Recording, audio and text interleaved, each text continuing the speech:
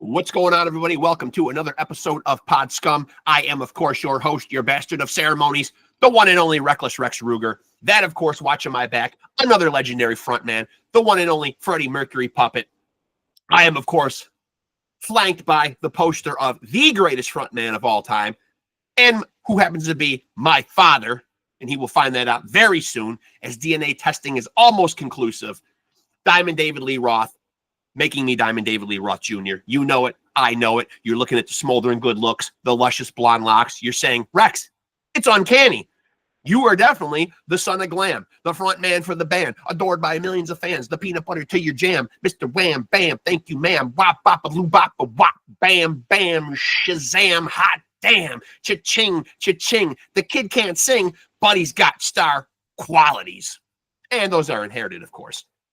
Legendary status can be inherited. We've learned this. I've adopted this philosophy, and I think through my work as a podcaster, in my mind, I'm a legend in the podcast world. At least give me that. I'm hosting not one, but two tremendously awesome, in my opinion. I'm supposed to be biased, toot my own horn a little bit, pat myself on the back, but I'm hosting two amazing podcasts. Pod Scum, which you're watching right now with amazing, legendary music guests.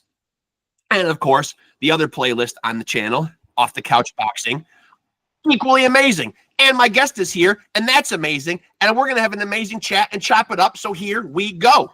Not toot my own horn. Let's toot his horn. A true Renaissance man. I'm excited to talk to him. There's so few of us left. Kidding. I'm not one, but he probably is. He is. Give him his flowers. Drew, how are you, man? What's up? I don't see you. The camera thing down at the bottom of your screen. I saw myself for a second. Oh, there you are. Got me? Yeah. Hey, do you put stuff on the screen? Do you put stuff on the screen as we talk? I don't, but you know what? I've been trying to research this because sometimes I'll see these thumbs up and things pop up, and I don't know where they come from. I've got to research this a little more on Google Meet. I would have sent you a bunch of my stuff. You know, I don't know how those reactionary things come up. I'm not talking about that. I'm talking about being able to put like a photo or a flyer. Oh, right. Okay. It's an honor to have you on here, man. It's a pleasure to meet you. Are you Thank you. Are we recording already? I'm zooming, man. Yeah, I'm off and running. Yeah. But you're going to edit this, right? I've already done my little preamble already. Okay. Is this going to be edited, or what it is what it is? What it is what it is. Yeah. Well, fuck. All right. Raw, real, and unfiltered. You can even drop those F-bombs. They're welcomed, actually. Yeah. I always say in my little preamble, man, that I think people think when you host a podcast that you're automatically technologically proficient. And I can get to this point and even get my episodes up on YouTube. But beyond that, slick editing, animation, intros, all that kind of stuff, I'm not really good with it. Okay. I wish I was. I admire those kind of people, man, who have that slick production and all that kind of stuff. You know what I mean? But, you know, as someone coming from the hardcore world, I'm sure you can appreciate us keeping it raw and unfiltered here, right? For the most part, you're kind of throwing me right into it. I'd like to get something to drink and do a couple things before the show. But you know what? Let's just go ahead with it. Listen, man, I truly admire what you do. Yeah, go ahead. I truly admire what you do, man. And I certainly consider you as someone that falls into the category of, and there's not a lot of them left, man, but a Renaissance man. A fair assessment, you think?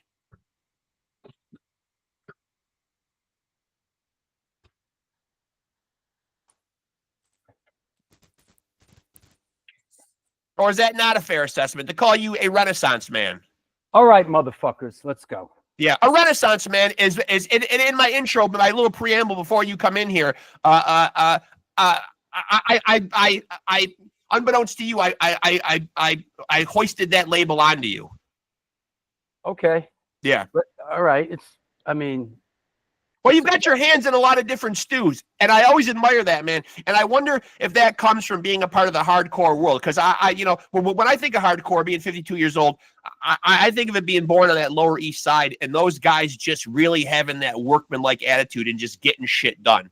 Is that a fair assessment of the way you approach your work?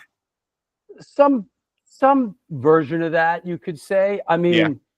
my dad grew up in an orphanage in the Lower East Side. Yeah. I did grow up in New York City, but definitely the sort of early hardcore ethos, of kind of DIY, get up, get out, and make it happen. Yeah. I mean, I'm 10 years older than you. I'm 62. Yeah. So I was around in the first wave of when kind of hardcore hit. I was right there at ground zero, and really the big sort of rallying cry was, you can do it. Get up. Don't wait for a handout. Every time I say, what do I gotta do? Make you take a shot, a drink? I take a shot. It's like this new thing, Yeah. I'm getting called on it, but that was the rallying cry. And also, I must say that my work ethic was really instilled in me by my father, who, like I said, grew up in the Lower East Side of Manhattan and ended up being a film director. And I kind of came up under his guise, and he had his work ethic was handed down to me and my brother. So it was a combination of both those things. But yes, the hardcore thing, which was very liberating and inspiring early on, was very do-it-yourself. And it inspired a lot of people like myself to start bands and make flyers and take photos and promote shows, and it launched 1,000 ships, 1,000,000 ships. And now there is still a lot of great young hardcore bands out here, but I love that you used it, because I've used it on here before a bunch of times too. The ethos, the hardcore punk rock ethos, does it still exist today? Because it does seem like it's much easier now with streaming to get your music out there. Whether or not it's successful is a different story, man, but you can do a lot more with technology. Do you think the ethos and that nose to the grindstone attitude still exists? I think in one way, shape, or form it does. Yeah. There's a lot of people out there that get off my lawn, hardcore, it's not the way it was. It sucks now. Like, how the fuck would you know? You don't go to shows. Right. You don't know what's going on out there. You're pointing at something from 30 years and going, those were the best times. Right. Right. No, those were your best times. Right. Right. Those were your best times. And there's some kids out there right now that are doing hardcore shows in their local town, house shows or in the VFW hall, and those are their best times. So, I really cringe when somebody starts going on about, it's not the same anymore. It's not supposed to be the same anymore. Right. So it's, for a lot of people, these are the good times. And I realized that a while back, is that, like, for a lot of people, this is their moment, and good for them. Yeah. Now, and the reason I'm asking that is because in your film, New York Hardcore Chronicles, I know a lot of the bands were kind of echoing that sentiment. You know what I mean? Like, there's not that sense of community. These neighborhoods are different. People don't know one another here, anymore. So, I feel like that was probably like a snapshot in time, right? I mean, I think so. The New York Hardcore Chronicles film that I did. 10 years ago now, was a snapshot in time, and it was a decade ago, and a lot of things have changed since then. There's been, the thing about with hardcore or any artistic movement, I think, or whether it's, psychedelic music or jazz or rollerblading or skateboarding, or the wave comes in and the wave goes out, and then the wave comes back in again, and then it goes out and comes back. It's like there's this ebb and a flow to this kind of stuff. And since I made the New York Hardcore Chronicles film 10 years ago, there's been a couple of it's cyclical. Art is cyclical in nature, right? Yeah. So it comes around and around, and there's a lot of cool stuff going on right now with with young kids. And since I'm in the world I'm in of, I'm promoting hardcore shows, I'm in a hardcore band, I have my show, I'm a filmmaker, because of this stuff, I see this stuff. I'm not living somewhere, and I'm still very much connected to what's going on. You know, we do these matinees down at the Bowery Electric once a month. They're free all ages Sunday matinees, much like the old CBGB's hardcore matinees. And a lot of young kids come to the shows. That's good to hear.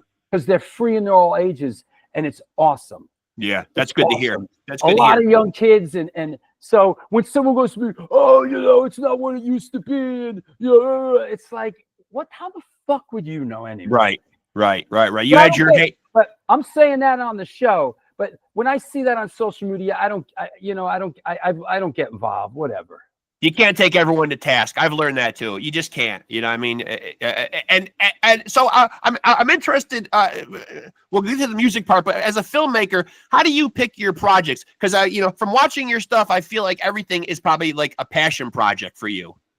Well, a lot of it is, but also I'm in a position where, I love what I do, for the most part. So, I'm not the kind of, I could never go work for somebody else per se. So I had to figure this thing out, right? I couldn't go work for a film company, Right. So start your own at the end of the day. So I had to start my own, which is what I did. And we had a great run doing music videos in the mid '90s and that kind of thing. A lot of my films that I've directed are my passion projects. For sure, the New York Hardcore Chronicles film, XXX All Ages, XXX, the Boston Hardcore film. Yep. Who the fuck is that guy? The Fabulous Journey of Michael Alago. Yeah. The Muhammad Ali documentary, that I resurrected, that my dad directed in the '70s. All this stuff, they are passion projects. I don't think I'm not high. It's not like I'm hired to do them and I'm not into it. Right. Like you're just going through the motions, right? This is a project that I just got assigned to do or hired to do. Yeah. I mean, I have been hired to do stuff. I'm doing one now that I was hired to do, and it just turns out I'm really, really enjoying it. So it's cool. Yeah. That's probably like a win-win right there when you get to that. Now, obviously because my channel, I also do the music podcast and a boxing podcast. I'm curious what the impetus was when your father back in 1975 made the Muhammad Ali. And for people that don't know, boxing fans who may come across this, it is short. It's not a full-length movie. It's between 25 and 30 minutes, but it really showed a side to Muhammad Ali that a lot of people don't see. Yeah. So the backstory to that is, my dad grew up, like I said, he grew up in an orphanage in the Lower East Side and up in the Bronx. And he was a tough street kid. He ran in a crew called the Stallions, which was a Jewish street gang. Yeah. And, they had the jackets and the clubhouse and the car and the football team that played up at Van Cortlandt Park. And my dad was pretty wild, and he was a tough kid, and he was a fighter, and he was a feared street fighter. And when he went into the army, he did boxing. He was boxing in the army, and when he got out, he ended up going down to Miami to the Fifth Street Gym, which was Angelo Dundee's brother. I forgot, Chris Dundee. Yep. Chris Dundee had that gym. My dad went down there to become, the next, the Great White Hope. Yeah. And that didn't exactly work out. But what did happen is that he formed some contacts and some friendships, including Chris Dundee and his brother Angelo Dundee.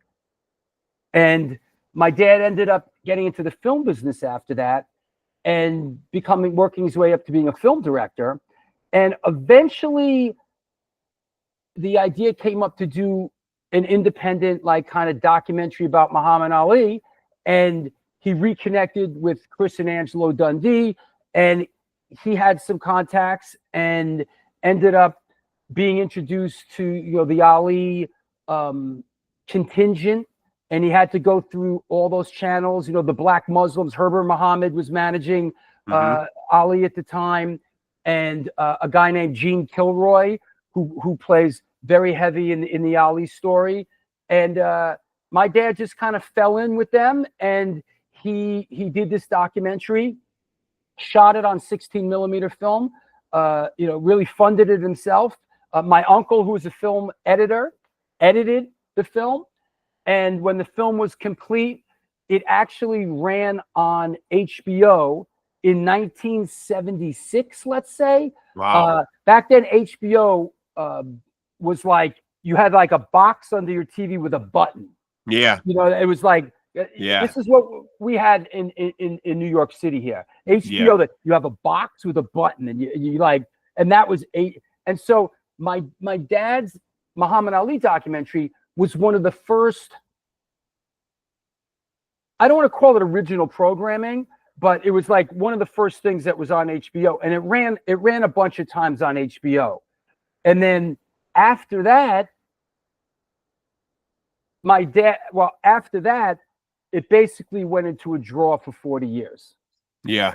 But what happened as a result of my dad doing this Muhammad Ali documentary, much like the next generation myself, where I did the New York Hardcore Chronicles film or the Michael Lago film, is it showed people, in my dad's case, that he had the ability to work with sports figures.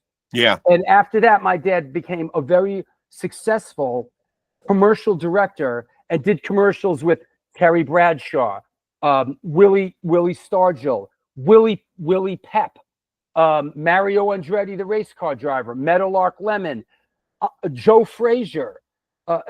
So in a lot of ways, putting himself out there, taking a risk, doing the Muhammad Ali documentary out of his pocket as a labor of love really planted the flag for him.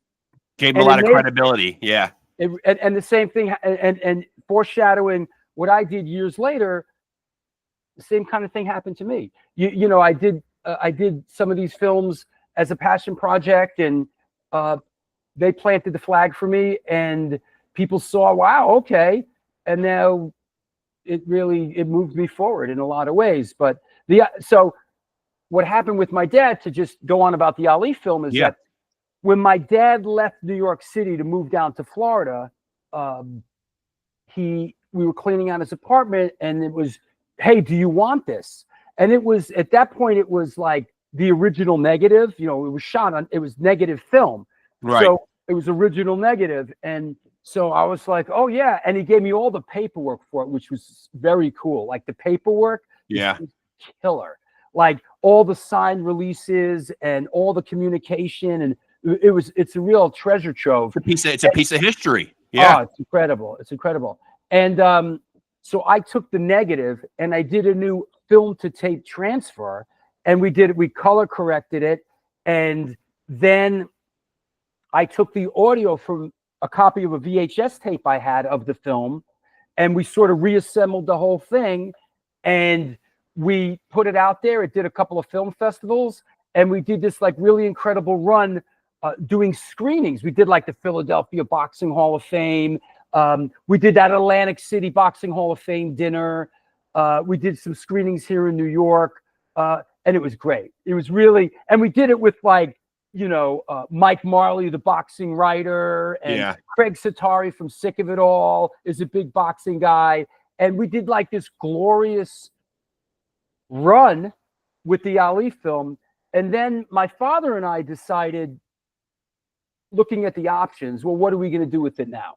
One idea is, hey, let's give it to the distributor who put my other films on Amazon and stuff like that. And let's get it out there on those platforms. But, we decided, in the spirit of independent filmmaking, to put it on YouTube for free. Oh, that's a nice idea. That's a nice idea. Because the art needs to be liberated. Yeah. And we want people to see it. Yeah. And, if we were to put it on Amazon or this platform, people would have to pay for it. And we'd see a couple of bucks, but nobody's getting rich off it. Right. So we decided to put it on YouTube. And of course, as a result of putting it on YouTube, people started coming to us, hey, I'm doing this other documentary. Can we license this? Can we license that? And all of a sudden, we're licensing pieces of it. And then Ken Burns, the great American documentary filmmaker, Ken Burns, reaches out because, you know, he did that multi-part Ali documentary. Yeah, yeah. He reached out and wanted a nice chunk of the film. Yeah, sure. And it was really great. It's probably proven the YouTube move is probably, it will probably end up in the long run being much more productive. Oh, it has been. Yeah. And now it's a tried and true template. And for instance, so I'm doing a new documentary film right now, and what I sold them on it is the same thing. I said, this is what you should do. You should come up with the money. You should pay me to direct it, and you should release it on YouTube for free. Yeah. More people will see it in the world we live in now. Yeah. Than if we try to like make a deal and get it on Amazon. It depends on what you want to do with your project. Yeah, but the nice thing about Muhammad Ali stuff, though, is that there's always people out there craving content on Muhammad Ali. That's how awesome he is. He's timeless. Our film that's on YouTube, comments come in constantly. Yeah. And people are constantly inspired by that film and love that film, like you said, because it really shows a different side of Muhammad Ali. It's not so much about his boxing, you know, his stuff in the ring, as it's about him as a person, his love for kids and stuff like that. So by the way, out there, if you're wondering what I'm talking about, it's on YouTube. It's called Me, We. And it's a 30-minute documentary film.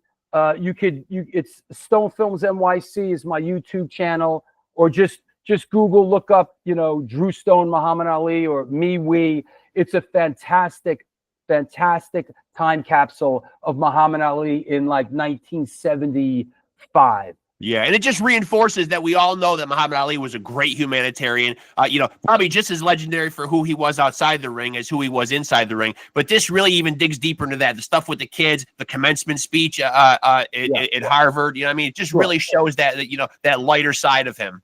And, you know, my dad was in the mix with them for a while. And, you know, I got to say that Ali just, you know, there was another side of Ali too that was not seen very much in public. Yeah. You know, you got to be a mean, tough motherfucker to be the heavyweight champion of the world. Sure, no doubt. Yeah. And you know, my dad was around for some of that too. Yeah, and you know, the piece that you did, they really interest me because you don't see a lot of films being made about A&R guys at record companies. You know what I mean? Those guys don't usually get full length, you know, documentary films about them. And I guess I guess you know, I knew the name Michael Alago, but not to the extent of everything that he did. Then suddenly I'm watching the documentary and I'm seeing, holy shit, he's got a picture with he knows everybody. Now, how did this particular endeavor, you know, how did this what was this spawned out of?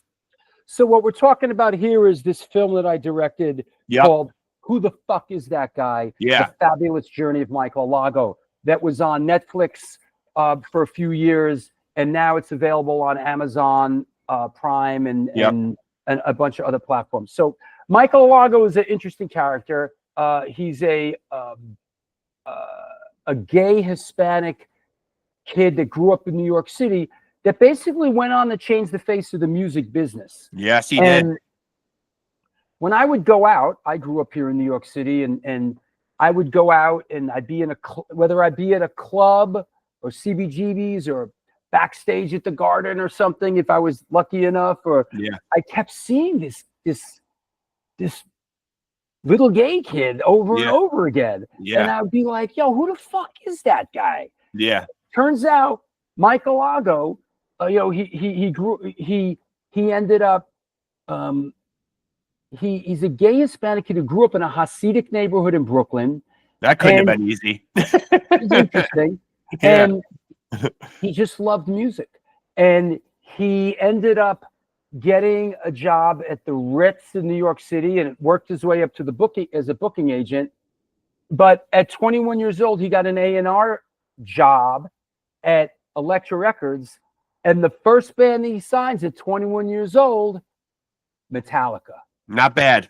Yeah, not too shabby. And he goes on to sign White Zombie and a bunch of others. And it's really the story of Mike Alago's incredibly interesting life and his love for music. And like I said, we crossed paths a bunch of times through the years. At one point, I was managing a band called Sub-Zero, and I got them on the Misfits European tour in 1997. Alago had signed the Misfits to Geffen Records. I was out in Europe. He was out in Europe. We were traveling together. And after I did the Boston Hardcore film, there was the premiere of the Boston Hardcore film was at the Boston International Film Festival, and he showed up out of the blue, and I was very touched by that. It was really nice of him to show up. Yeah. And I saw him again in New York at a Cro-Mag show, and I left, and I was thinking about what my next project could be, and I thought, that guy, I saw him backstage. We were talking. I left. I'm like, that guy's got an incredible story, and I'd like to tell that story. You know, it's a New York story.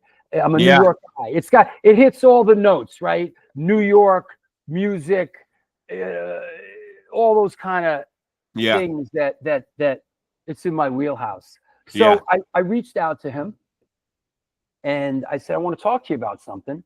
And keep in mind, we were friends, but you know, we didn't have. It was more like, you know, friends. You know, people you see out. You know, we weren't like, didn't have each other's, you know, phone numbers or any. You know, we were friends, associates, more associates at that point, right? Yeah.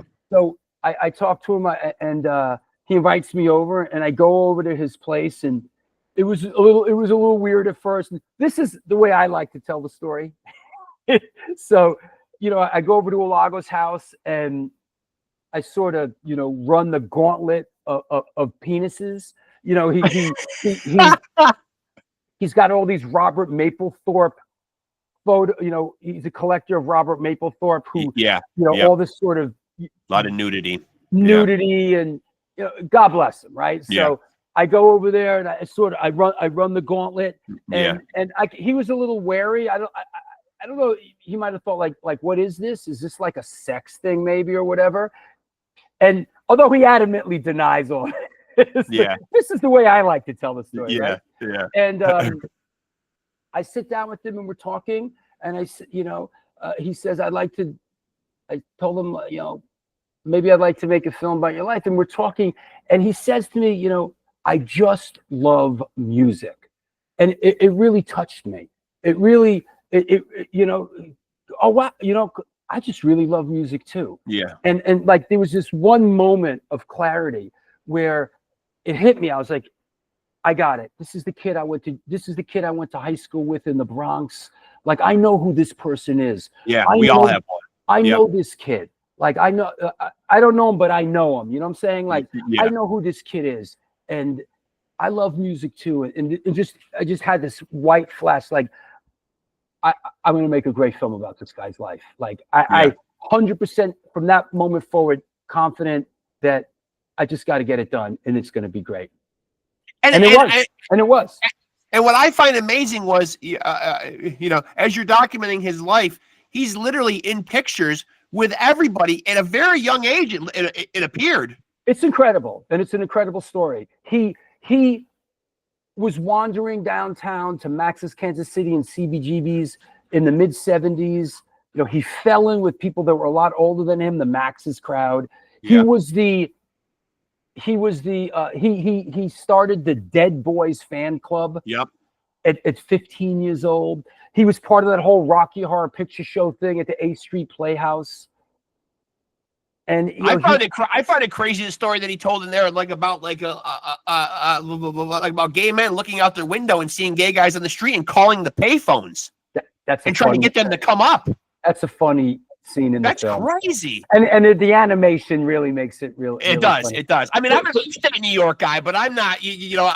Every time I tell people that I'm from New York, they instantly want to know what borough. Like, nobody equates there being any other parts of New York but the city. You know. The thing he's talking about in the film, for those that might not watch the film, is back when I was growing up in the city. Sometimes you'd walk past payphones and they'd be ringing. Yeah. Back in the payphone. Payphones. and the phone would be ringing, and you'd be like, "Hello," and they'd be like, "Look up," and like you'd look up, and there'd be like some guy like masturbating in a window. It was like a weird. Yeah. I don't know if it's fair to say gay, but this is this is maybe 1980s Tinder. You know, and he tells the story in the film of that whole. It was like it was like a subculture. Yeah, pretty crazy. So, and then I want to get into your music career, man. Did you grow up in a very? I mean, you know, obviously your father's a filmmaker, but was music very prevalent in your household as well? You know, interestingly enough, music was not that prevalent in my household. Although my dad was a film director, but it was sort of. I mean, my dad met the Beatles. You know, he was going to do something with the Beatles, and you know, music was a part of what my dad did in commercials. But it wasn't like people like my dad and my mom played instruments, and there wasn't like I didn't live in a household that was instrument based or very music based. But growing up as a child in the 70s, music was all around, and FM music was huge, and music was everywhere. As a child growing up in actually the late 60s into the 70s, music was everywhere. I begged my dad for a drum set for I think my 9th birthday, and to the day he says, "I regret not getting you the drum set. I really wanted a drum set. I think my life would have been a little bit different if I would have got a drum set at 9 years old." Yeah. But music wasn't a big part of my childhood. But as a young teenager, I gravitated to music through just socially. I hung out with kids. I hung out a lot on the street corner. Music was a part of it. It was a vibrant time for music. You know, I liked getting stoned as a young kid. All the bands that were associated with that were the first bands that I loved. You know, the Grateful Dead, the Allman Brothers Band, the Rolling Stones, Jefferson Airplane. These are bands that Frank Zappa. That's the first music that I got into. And when I went, we sort of touched on this before. I went to Emerson College in 1981 to study acting. And as soon as I got there, I met somebody in the cafeteria who had their head shaved. I asked them what that was all about. They invited me to a show. It turned out to be a hardcore show. And what was really incredible about it and empowering to me was that it was kids my age. Yeah. All this other stuff, the Grateful Dead, the Rolling Stones, the Frank, this was all like idol worship. This was people on a big stage. It was unattainable. Right. But when I went to that first hardcore show, which turned out to be a band called SSD Control, or later SSD, it was their third show. It was kids my age. Yeah. And it was really exciting and really empowering. And like we spoke about earlier, the ethos was, you can do it. Get up, get out, and make it happen. So right after that, I started a band, and then and I just got really into it. But that's one of those. That's one of those scenes where like literally you can get up to the front of the stage and like they will hand you the microphone to sing. You really feel immersed in part of it. When I went to that show, there was 20 kids there, 25 kids, and and it wasn't very. It wasn't very soon after. We all knew who each other were, and we were all part of the original Boston hardcore scene in 1981. 25 kids. Yeah. Then the next show it was 30. And then 40, and then So I was right there at ground zero with that, and it really inspired me. Well, that kind of sounds like the way the New York guys talk about the A7 Club too. You know what I mean? Just a small group of guys in there, just packed in there, just 100%. Sharing their love of what they enjoy.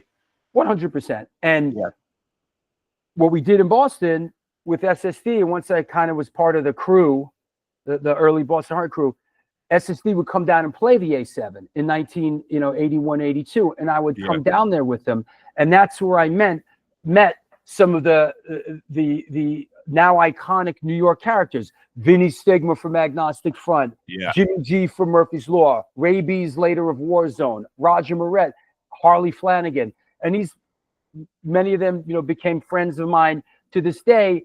And then when I left Boston and moved back to New York in 1983, I formed a band called the High and the Mighty, and we were a A7 band. We played A7 all the time. Yeah.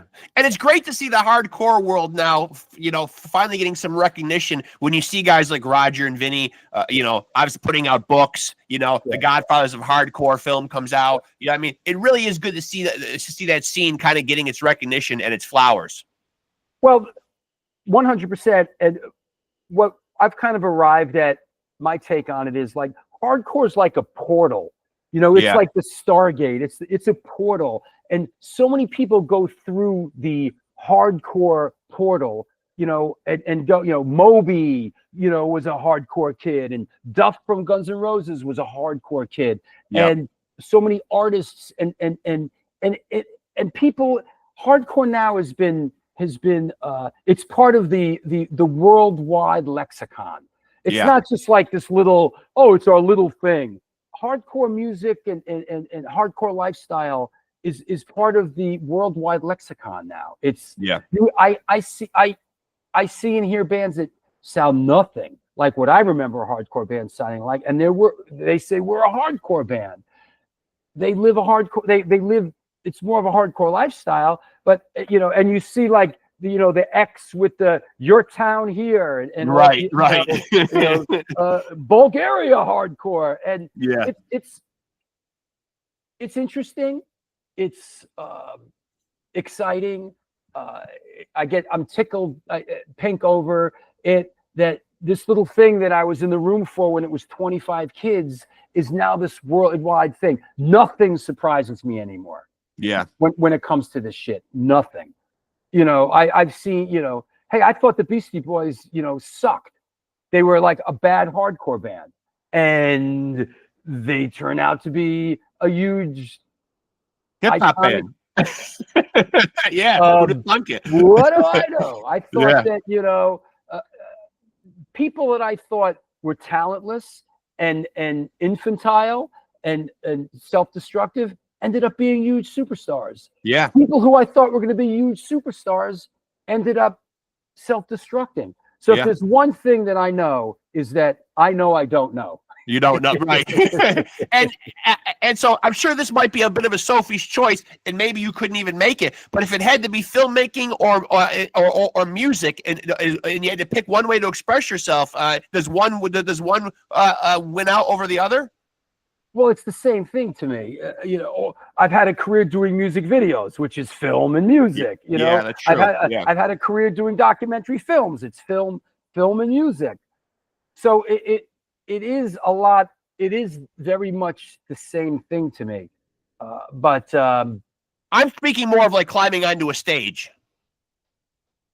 That's a very good, tough question, because I just love them both. I love them both so much. You know, I come from a family of filmmakers. Right. Music is my passion. I've been in bands, and it's my life. Right.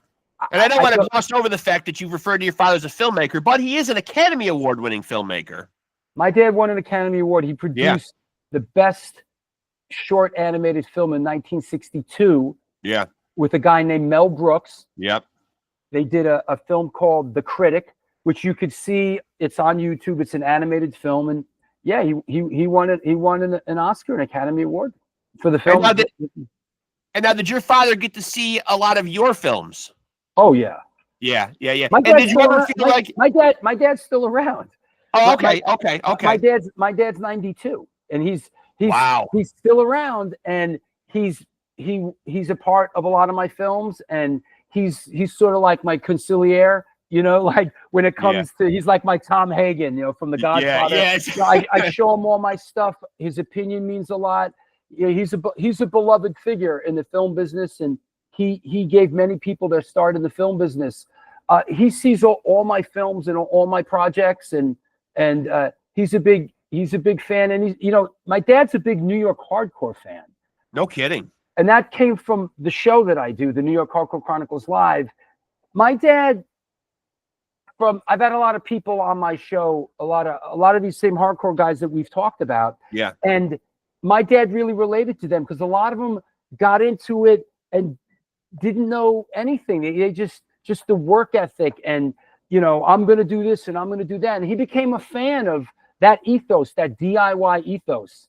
Yeah. What I love the most, you know, that you do, and I think I've watched damn near all of them, is I really love when you get the hardcore artists on there and you do the what show was your favorite from the golden age of hardcore? Oh, what you mean you missed the most? The 10 questions. The 10 questions. Yeah, yeah. I really love that because you do get to know the guys extremely well.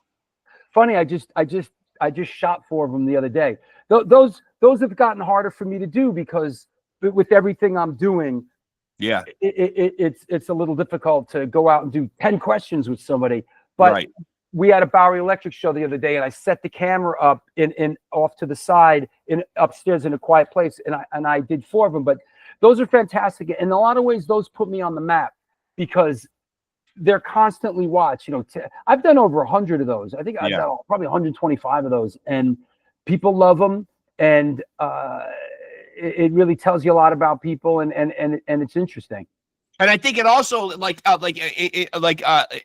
reintroduces the world to a lot of the hardcore guys, you know, who unfortunately may not always get recognized and may have forgotten about. Like you get a guy like John Watson on it, you know, who people might not realize was the singer in Agnostic Front before Roger. A lot of people might not know that there was a history of Agnostic Front before a Roger Moret.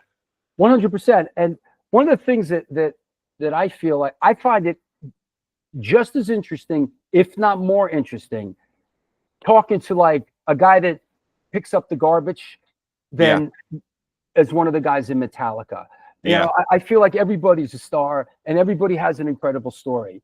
And that's just part of how I feel it and how I handle it. So a guy like John Watson, to me, a lot of the 10 questions I do are with kind of guys, like you said, you don't hear from that much. Yeah, kind of on the outer fringes a little bit. Yeah. But in my world, huge. There's room on the boat for everybody in my world. Now I want to address this, and I don't know what you're at liberty to talk about. I had only heard rumors on this on the internet, and I've had Danny Schuler on here. Is there a Biohazard documentary in the works? Wow. You know, I'm really not at liberty to talk about it. Okay. But I will say this. Just blink if there is one. No. You know, I've had a very rich history with Biohazard. Love them. You know, I've done many. I produced a lot of the early music videos with them. I tour managed for them. Yeah. Very close with the guys. A lot of footage has been shot through the years. I carried all the footage with me from the 90s. And I'd like to think, me personally, I'd like to think that that a Biohazard documentary will be released in some way, shape, or form. It's going to be released. It's really good, and it's a matter in this day and age of figuring out, like, how do you release it? You know, formats have changed. Like I said before, putting out a film is one thing, putting it on YouTube is another. You know, Anthrax released something in 6 pieces that was pretty cool. So we're kind of trying to figure out what the best way to release it is. And my hope is that, yes, a Biohazard documentary in some way, shape, or form will be released at some point. Which is great because they're right on the heels of about to be giving us new music as well. So that's exciting. It's an exciting time for Biohazard. But that's what I'm saying. Yeah, extremely exciting. Extremely. And because Biohazard kind of bridged that gap between hardcore and hip hop, you also kind of have dipped your foot into that world too, right? You've done a lot of hip hop videos. Well, obviously we did. There's the Onyx Slam. Yep. Double platinum. There's a Run DMC gold record. We did a lot of videos in the golden age of music video. We did Onyx Slam. We did Onyx Shifty. We did Run DMC. What You Gonna Do? We did Super Cat Dolly My Baby with Biggie Smalls. I worked with, you know, I did Fatal. I did we did The Youngsters with Fat Joe. In addition to all the rock stuff, you know, King's X and all the stuff I directed, Agnostic Front and Sick of It All, Madball, Sub-Zero, Fury of 5. Yeah. Now, obviously, people are watching videos on smaller screens nowadays, but there are still bands out there using it as a promotional tool for their music. You know, Sure. do you think it still carries the same weight as it did back in the MTV era? Do you think it's still a good idea for bands to shoot music videos? I think it's a good idea to shoot it. I just think that there's not a lot of original ideas left. Yeah. I kind of feel like that's why I don't do them anymore. Yeah. I'm just not inspired. Once in a while, if I'm inspired by the band and I love the song and a concept is like right there, I'll come out of music video retirement and I'll direct a music video. But I don't do that very often. I'm not very inspired by the form anymore of music videos. I had a great run in the glory days and just not real. I feel like when bands come to me and ask me, I say, you know what you should do? Get one of these kids that's out there, some kid that's coming up that has a great passion for it, has all the latest cameras and technology. Yeah. I'm like an old school guy. I'm like, it's like when they asked Rocky if he wanted to fight Apollo Creed, you know, it's like, he was like, I'm a ham and eggs. Right. Yeah. I don't belong in there with the champ of the world. This is what you should do. You should get one of these kids that really knows the technology, has like the super camera. That's what you should do. I'm a bit of an old timer when it comes to music videos. Once in a while, I'll do one if I'm inspired, you know. Now, after years of singing for Antidote and now doing Incendiary Device, how has your voice held up over the years? My voice has gotten better through the years, I think.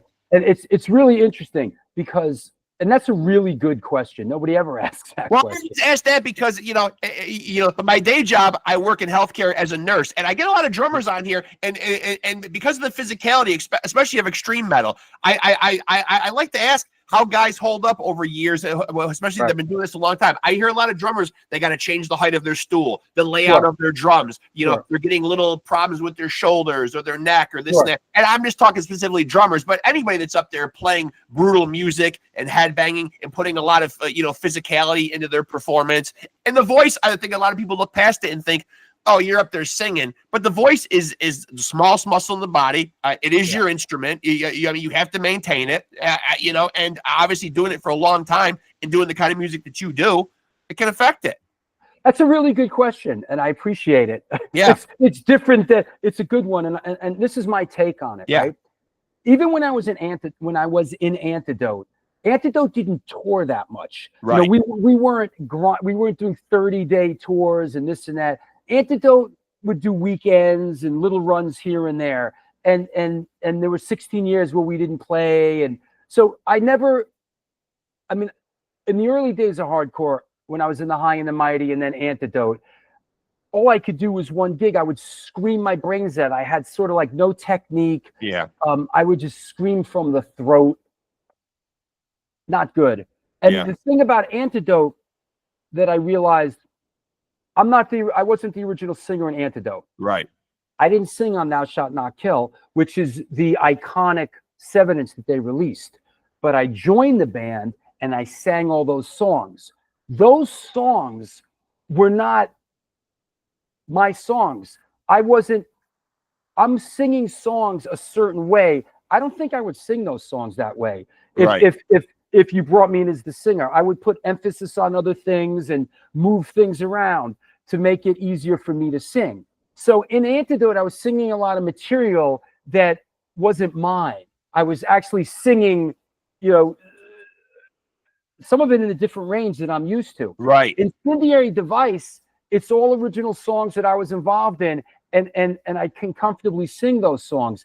I don't seem to hurt myself the way that I used to singing the Incendiary Device stuff.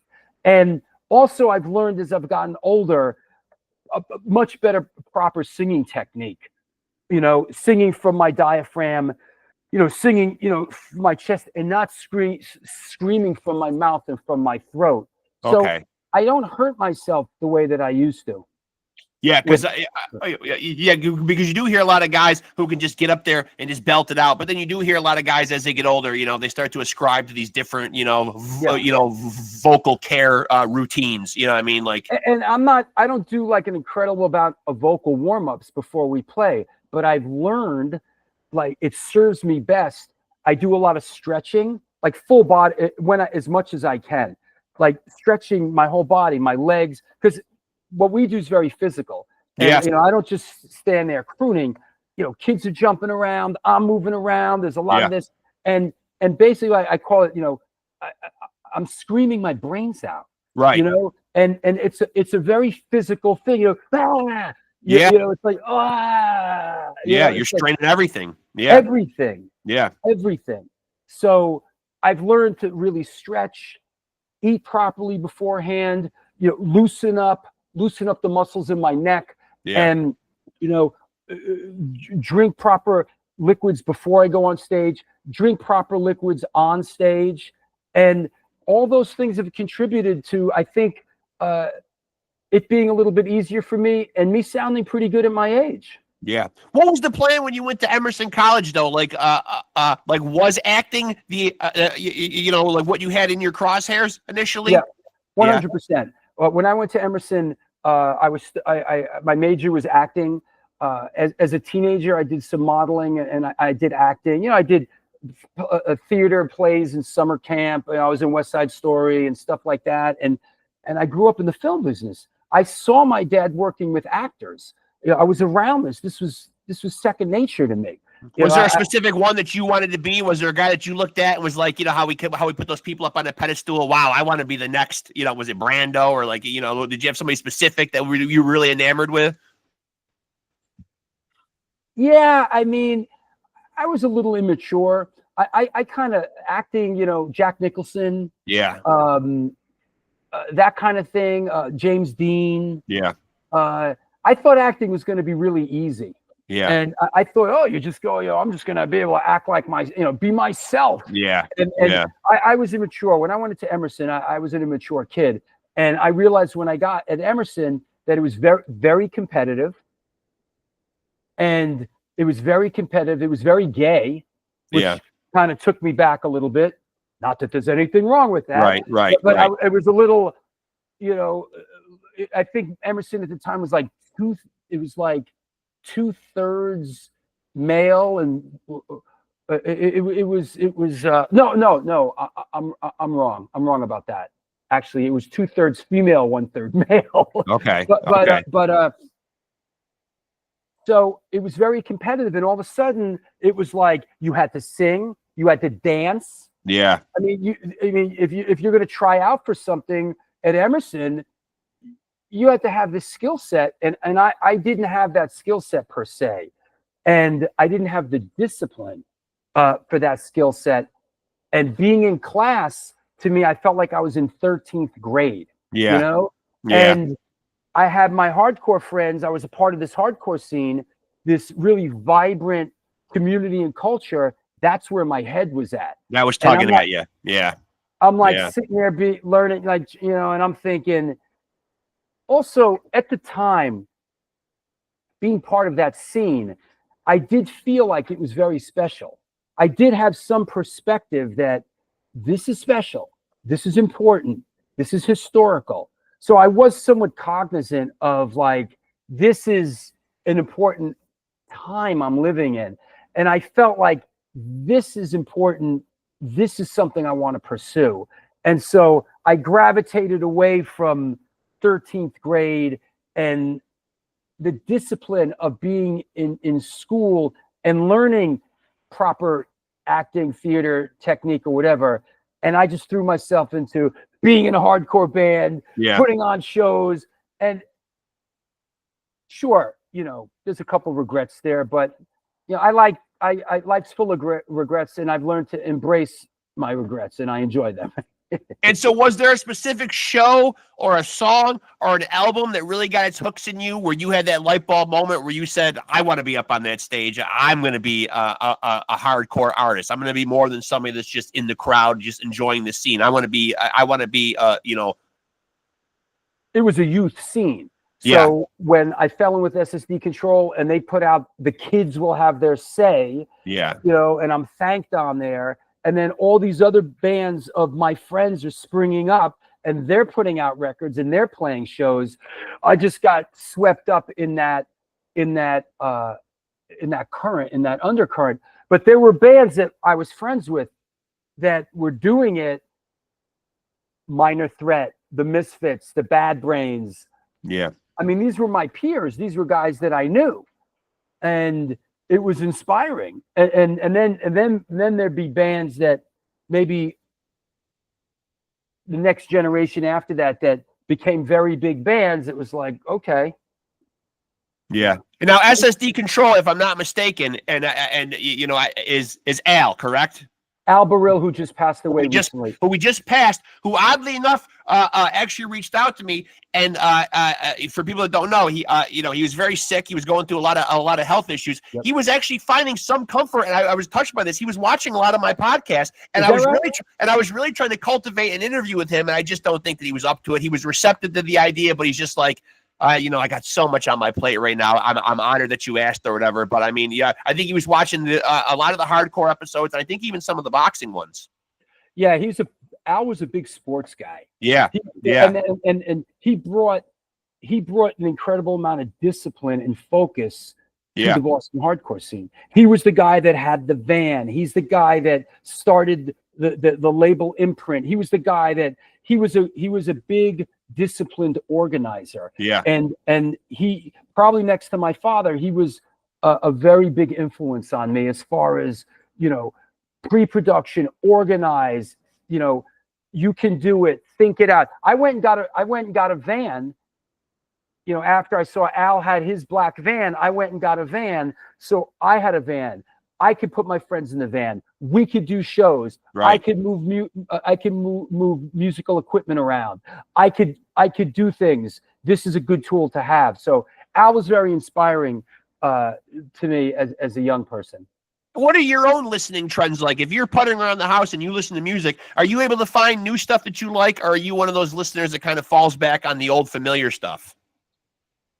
I mean, with the show that I have, the New York Hardcore Chronicles Live, and a new guest like once a week or sometimes twice a week, I get really, I'm in a on a conveyor belt of who's on the next show, what's their music, I need to listen to their music. Yeah. And sometimes that, like, for instance, I have a show on Sunday with the drummer for Deicide. Yeah. Are you familiar with the band Deicide? Of course, you're having Steve on. Yeah. Amazing. Yeah. So I'm not very familiar with the Deicide catalog, so I'm listening to Deicide right now. Well, you'll be a Satanist by the end of the week.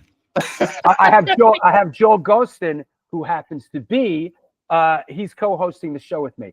So a lot of times it's who's next on my show, or if I'm doing a film, what music is in that film. So a lot of times I'm not like blasting music. I need quiet time. But the stuff that I listen to that I enjoy, I love the Grateful Dead. I listen to the Grateful Dead a lot when I'm driving. I happen to be like a bit of a Grateful Dead historian and archaeologist. I know a lot about that band. I love a lot of that early stuff, that spoke to me as I was a kid growing up. Frank Zappa, the Allman Brothers Band, sure, Bob Dylan, that kind of stuff.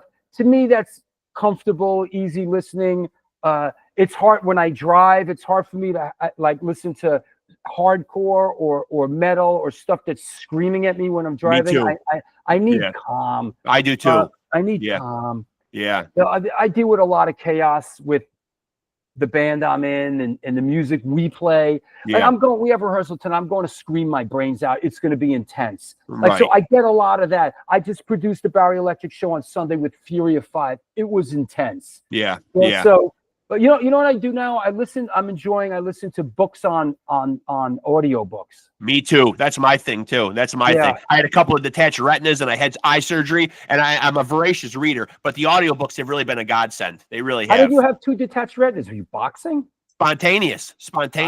Yeah. I mean, I did used to do a lot of sparring. I don't know if it was, if it was aftermath, because it's been years since I've done that, but they just spontaneously, all of a sudden it feels like someone just pulled a shade down over your eye. Scary, actually. Yeah. Yeah. The joys of getting old, I guess. Yeah. But I music is my life. Yeah. So, and doing the show, I mean, I'm booking my 400th show now. I mean, I've had 400 guests on my show. That's crazy. It's been really a blessing in regards that having people on that I maybe peripherally knew or didn't know at all. I have guests on that I've never crossed paths with, but I'm up for the challenge. Me too. I love researching them and getting into their catalog. And so many dots get connected. It's really one of the true joys of doing the show is that when the dots get connected. Yeah, and you're sure. Like, oh shit. And like this band that I sort of vaguely peripherally saw on flyers. Oh, this is them. They do that. This guy was in that band and they were on that label. And like, so I love doing my show. And my show in the past couple years has really become my priority. It's really what I do. Yeah. And I like what you do, man, because you do a long format show. Like you will dive in 2.5, 3 hours. Yeah. And now, do you do a lot of like? Now, you're obviously very prepared. You're talking about listening to the music of the potential guest. Did you get a lot of like I do research. You know what I mean? Like I got bullet points. I got stuff I want to talk about. Yeah, right. I do the same thing. So you're very prepared then. I mean, it's like a labor of love. It's homework. It goes back to what we were talking about. My dad, Al Baril. It's pre-production. Yeah. I learned early on that probably the biggest reason for the success that I've had in the film business is pre-production. Yeah. And not leaving things for like, oh, let's just see what happens, or winging it. I guess part of it is I want to create, and this is true with my films. I want to kind of create a situation in the atmosphere and do my homework to the point where I can wing it. Right. And now you've had a lot of great guests on. I've watched a lot of great episodes. Is there anybody that's on the bucket list that you haven't attained yet? Because you've had a lot of absolutely amazing ones. Is there anybody out there that's like on a wish list? Oh, hold on. Let me pull out the list. As a matter of fact. Oh, you do have a wish list. Okay. Who's at the top of the wish list? Well, I don't know if they're at the top, but looking at the 400 show, these are people that.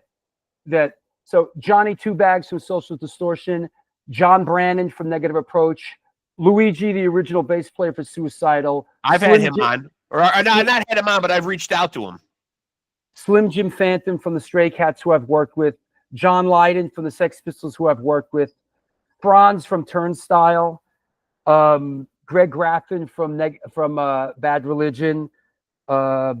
I mean, those are kind of the big bangers. Ice-T, Jello Biafra, Henry Rollins.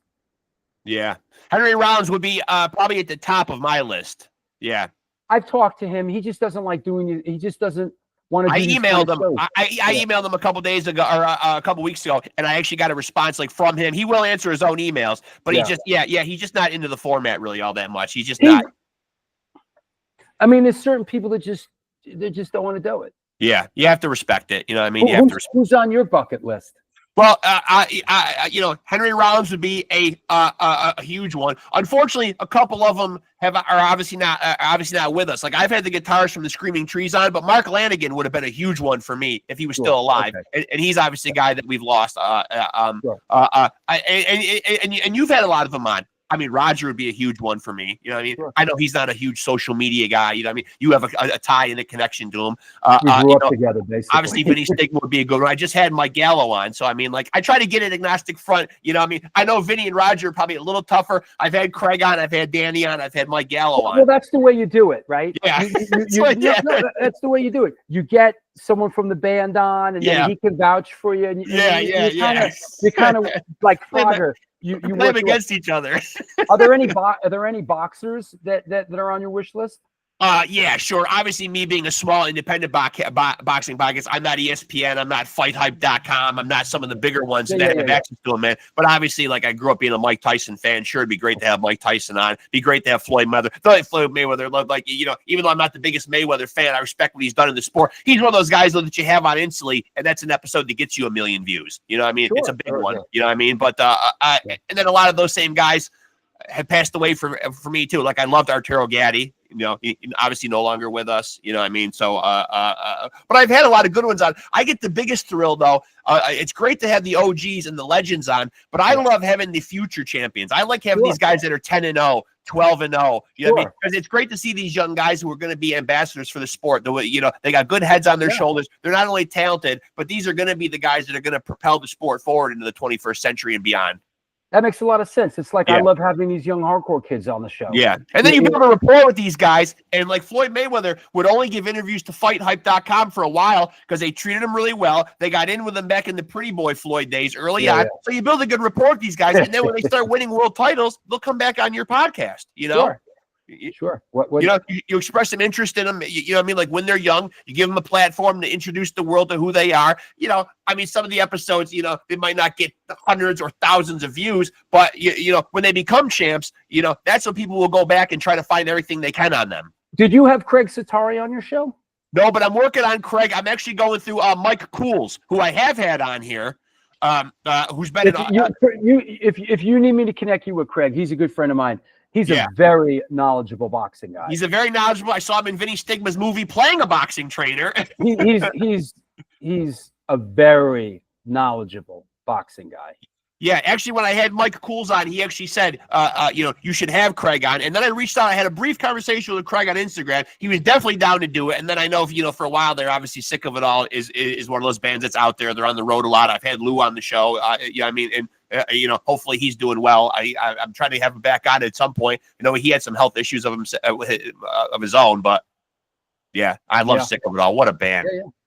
And now if I had to hold Feet to Flames before I let you out of here, this might be a little bit of a loaded question. If you had to put together your Mount Rushmore of hardcore bands. How many? 4. 4? You didn't know because I had to be corrected on my own podcast. I didn't even know geographically where Mount Rushmore even was. Of bands? Yeah. And okay. Yeah. That's easy. That's pretty easy for me. I mean, this is yours. This is subjective. This is yours. It's easy for me, bro. Yeah. This is like a no-brainer for me. Okay. 4? Yeah. Bad Brains, Minor Threat, Black Flag, The Misfits. Wow. And a guy that just knows that and can just roll it out. No thinking, no deliberating, no bullshitting around. Just knew. Well, I saw those bands many times. They were all incredible groundbreakers. Yeah. You know, they there was no roadmap before those bands were around. Yeah. I was there. I saw it. Yeah. It's a special time, man. Really, it really all was. Those bands. And they were all incredibly influential on me. And then, you know, if there was like a sub Mount Rushmore after that, you know, it would be probably Agnostic Front. Sure. You know, Dead Kennedys. I mean, a couple things like that. But those are the big. Negative Approach was big for me. And yeah. But those 4 is huge, man. And now, before I let you out of here, go into promotion mode. Tell people how they can check out what you do and watch the New York Hardcore Chronicles. Sure. Well, I am the host of the New York Hardcore Chronicles Live. It's a live streaming show. It streams live onto YouTube. My channel is Stone Films NYC. It also simultaneously streams live onto the New York Hardcore Chronicles page on Facebook, and it streams live on my personal Drew Stone page on Facebook as well. We're coming up on our 400th show. We got a lot of everything's archived on YouTube, so if you see it, it is a lot of stuff on there. Also, we do the Back to the New York Hardcore Roots series once a month, free all ages shows down at the Bowery Electric in New York City. Everybody's welcome. I'm also singing for Incendiary Device. We have a new record coming out in early 2026. Check it out on Spotify, Incendiary Device. And that's just for starters. That's just for starters, yeah. And there's lots of film. Oh, I just put out this book. London 1977, The Lost Archive, Okay. which is a bunch of photos from 1977 London that were gifted to me. And this is out. Check that out. Always something going on in my world. Always something going on, yeah, and that's a good thing. Yeah, I know. I'm closing in on 300 episodes of this one, and Wow. 250 plus of the boxing one. So, Wow. yeah. And Trying to hey, keep busy.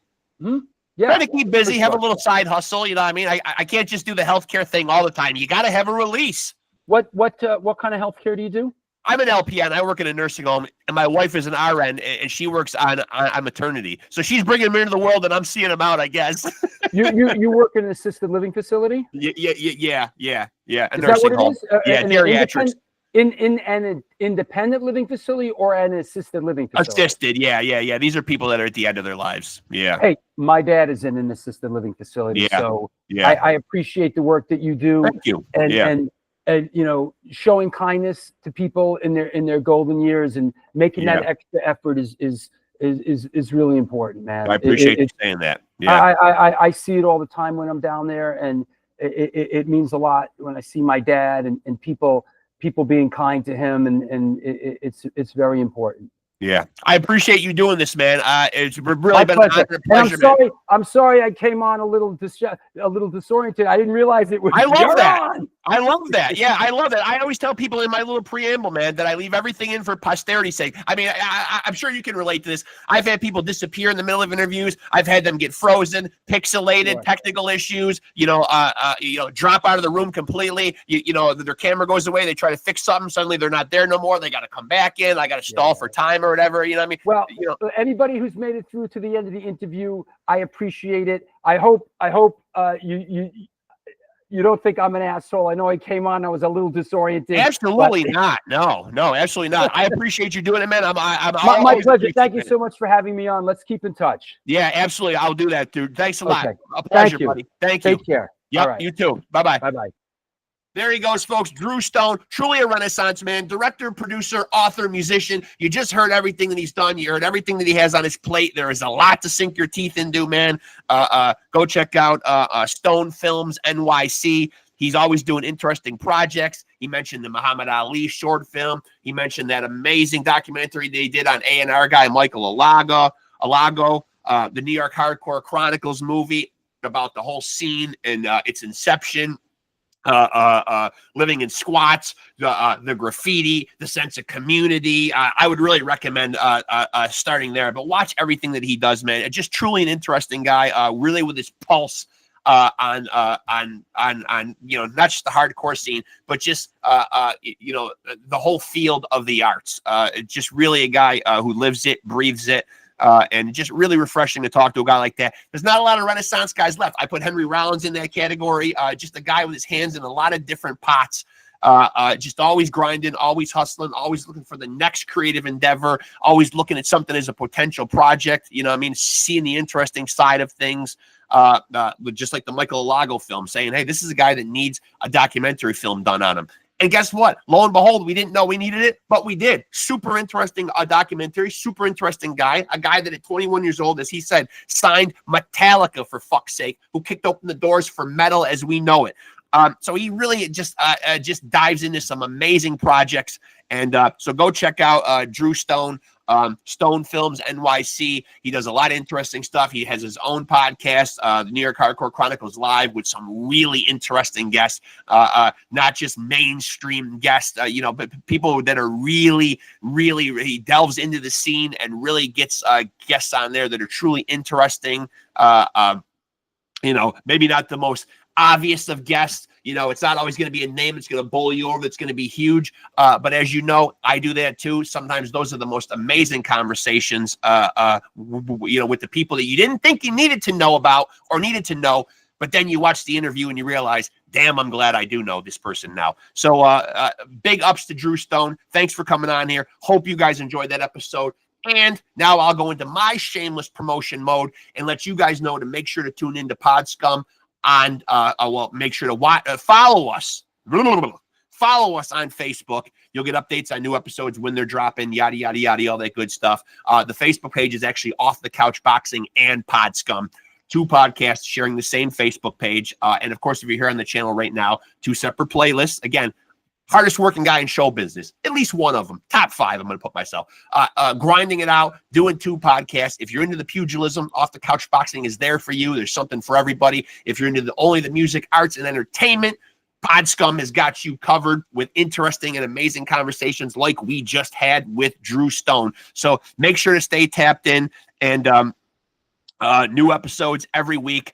And I will remind you guys, like I always do, that everybody out there needs to heed these words from your boy, Reckless Rexx, a.k.a. the Son of Glam, a.k.a. the King of Sleaze. Remember, everybody out there, to take it easy and keep it sleazy.